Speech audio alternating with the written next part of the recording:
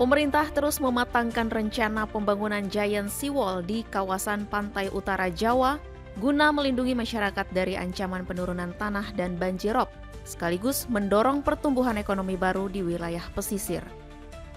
Menteri Koordinator Bidang Infrastruktur dan Pembangunan Kewilayahan, Agus Harimurti Yudhoyono menyebut, pemerintah tengah membahas konsep pengembangan sekaligus perlindungan kawasan pantai utara Jawa. Menurutnya, kawasan Pantura saat ini menghadapi tantangan serius akibat penurunan muka tanah dan banjirop yang dipicu kenaikan permukaan air laut. Di antaranya kami tadi melaporkan konsep pengembangan sekaligus perlindungan pantai utara Jawa. Yang kita tahu bahwa kondisinya hari ini menghadapi tantangan baik dari land subsidence, penurunan permukaan tanah maupun banjirop akibat naiknya permukaan air laut. Sementara itu, Menteri Investasi dan Hilirisasi yang juga Kepala BPI Danantara, Rosan Roslani mengatakan, koordinasi juga dilakukan dengan Badan Pengelola Otorita Pantura Jawa. Koordinasi dilakukan untuk memastikan dan menyempurnakan rencana besar atau master plan yang telah disusun. Kemudian kita lihat pengembangannya, jadi tidak hanya dibangun Giant Seawall-nya aja, tapi juga titik-titik untuk meningkatkan ekonomi, meningkatkan investasi, dan juga memberikan dampak positif terhadap perekonomian. Nah, itu kita sedang melihat dan juga memberikan masukan dan juga melakukan pengkajiannya, sehingga nanti ini bisa tercipta suatu titik perekonomian baru tidak hanya di Jakarta, tapi juga di tempat yang akan dibangun. Pembangunan Giant Seawall dinilai penting karena kawasan Pantura merupakan pusat aktivitas ekonomi, industri, dan kawasan ekonomi khusus yang menopang jutaan masyarakat.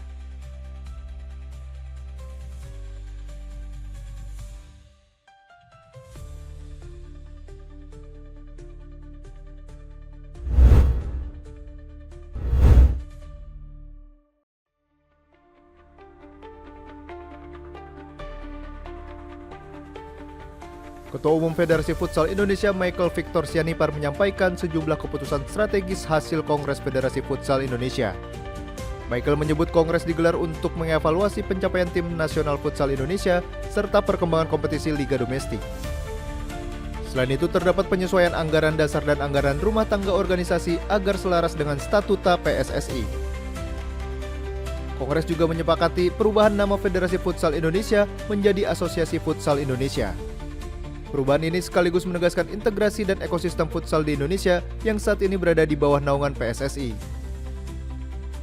Saya pikir sikap kita sudah jelas dan juga langkah kita membangun sinergi, memperkuat ekosistem futsal dengan sepak bola. Dan harapannya apa yang sudah terjadi di pusat nanti akan ditindaklanjuti di level daerah. Karena pesan dari Pak Erick Thohir juga, kalau futsal itu timnasnya sudah naik kelas, organisasinya juga harus naik kelas. Kongres juga menetapkan penyegaran struktur pengurusan dengan menunjuk Budi Setiawan sebagai Sekretaris Jenderal baru. Sementara itu, di jajaran Wakil Ketua Umum, Novel Leonardo ditunjuk sebagai Wakil Ketua Umum 2 mendampingi Atta Halilintar. Michael menegaskan seluruh langkah transformasi bertujuan untuk memperkuat sinergi antara futsal dan sepak bola Indonesia.